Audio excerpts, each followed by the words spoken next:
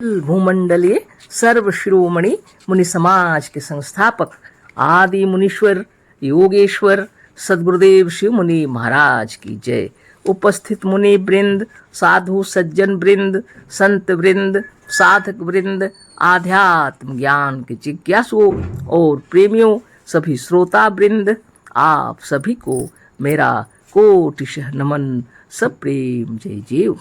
तो आध्यात्मिक चर्चा चल रही है और हम लोग सदगुरुदेव शिव मुनि महाराज रचित प्रणों की महिमा पर चर्चा कर रहे हैं। और उसी के अंतर्गत हम लोगों ने जाना कि नाम का अर्थ जानने में भूल होने के कारण ऋषि मुनियों ने जो नाम रखे हैं उस तक हम लोग नहीं पहुंच पाए। नाम तो ऋषि मुनियों ने सही दिया, लेकिन हम लोग उसको सही से समझ नहीं पाए। एक तो भाषा का अंतर भी हो सकता है ना। सदगुरुदेव बतलाए, उदाहरण दिए दृष्टांत में पंचमुख, है ना।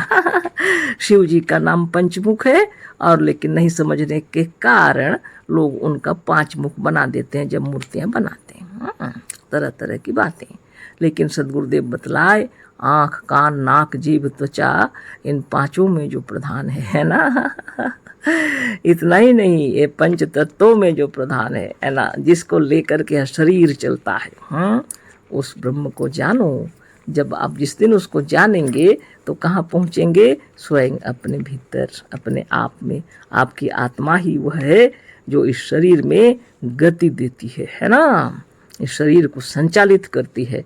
इसके रहने से पांचों ज्ञानेंद्रियां, पांचों कर्मेंद्रियां कार्य करती हैं। सारा शरीर चलता फिरता है, इसलिए इसको जानने की बात है। तो सदगुरुदेव शिव मुनि महाराज की जय। तो आगे हम लोग पढ़ेंगे इसी के संदर्भ में, है ना।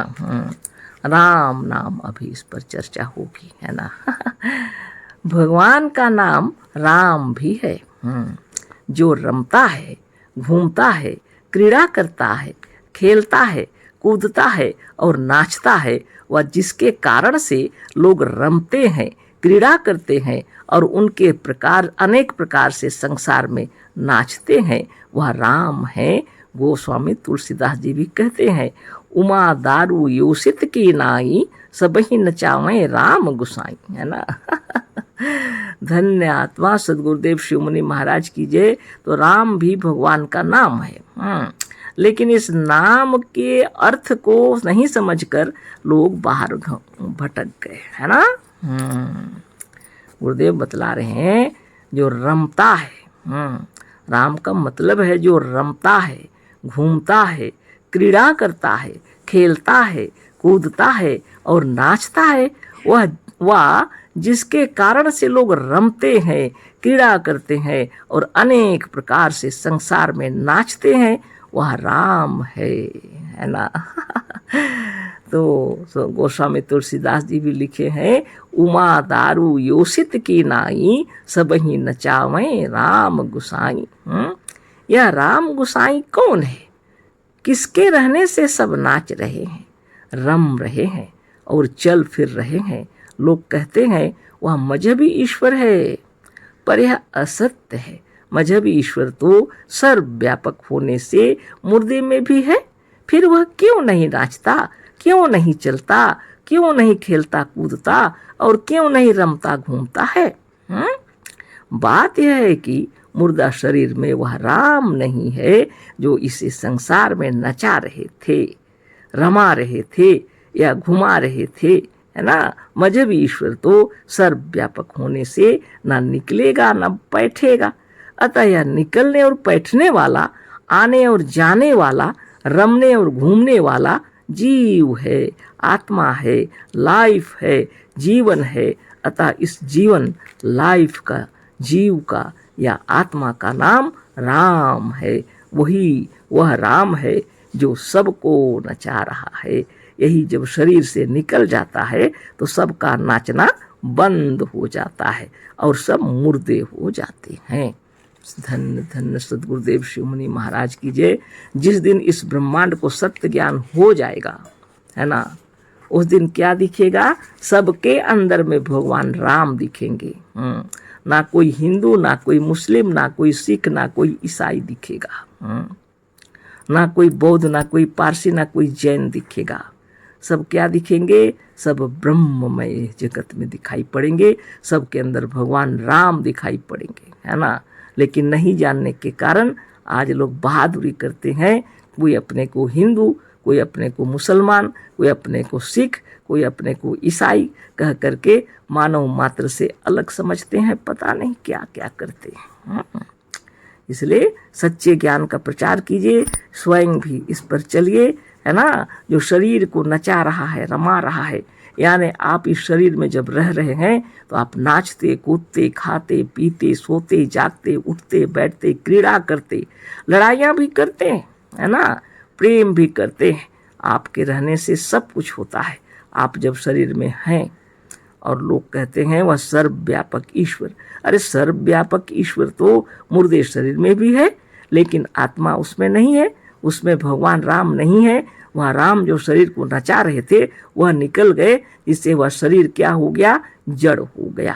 सत्य तो सत्य होता है, चाहे हिंदू हो या मुस्लिम हो या सिख हो या ईसाई हो, चाहे हिंदुस्तान हो या पाकिस्तान हो, इससे कोई मतलब नहीं है। 2 और 2 4 होते हैं, है ना। इस बात को समझिए और सद्ज्ञान का प्रचार कीजिए। जीवन में सुख, शांति और आनंद रहेगा, है ना। तो इस तरह की बात है। अब देखिए राम क्या है सो तो समझ गए हम लोग, है ना।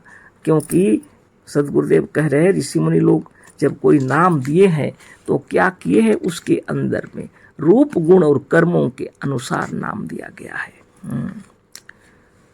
रूप, गुण और कर्मों के अनुसार राम का नाम भगवान राम दिया गया।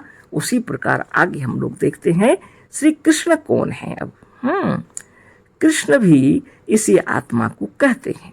गीता में कृष्ण के 2 मुख क्या कहते हैं? कृष्ण के ही मुख से कहलाया गया है। हम गलत पढ़ दिए। श्री कृष्ण कौन है?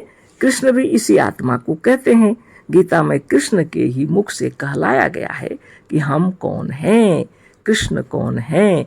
गीता का अध्याय 7 श्लोक 6 देखिए, ठीक है ना। श्री कृष्ण कौन है, इसका उत्तर भी आप गीता में देख लीजिए। स्वयं भगवान कृष्ण के मुख से कहलाया गया है। जीवनं सर्वभूतेषु तपश्चास्मि तपस्वीषु, अध्याय 7 श्लोक 6। इंद्रियाणां मनश्चास्मि भूतानामस्मि चेतना, अध्याय 10 श्लोक 22 देखिए। स्वयं भगवान वाच लिखा है गीता, आप देख लीजिए कृष्ण क्या कह रहे हैं। सर्व प्राणियों में जो जीवन है वह हम ही है। जीवनं सर्वभूतेषु तपश्चास्मि तपस्वीषु, सब प्राणियों में जो चेतना है वह हम ही है।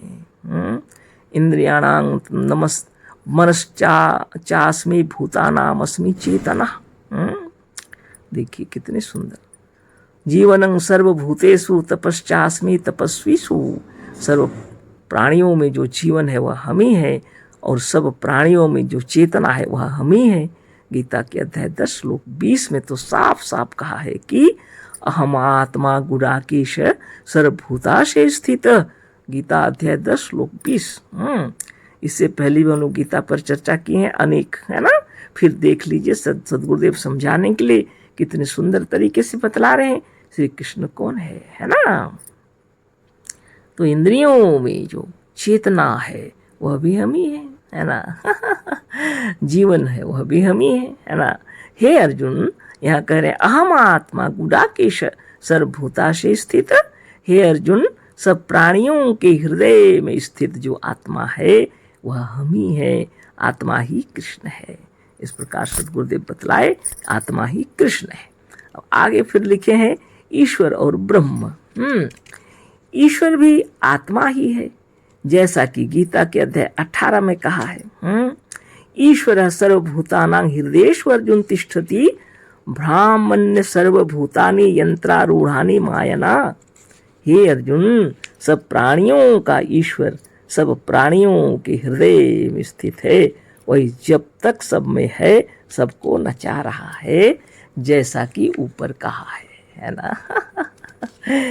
देखिए बहुत सुंदर। तो गुरुदेव की कृपा से यह ज्ञान हुआ, नहीं तो हम लोग इतना किताब पढ़ते तभी भी ज्ञान नहीं होता।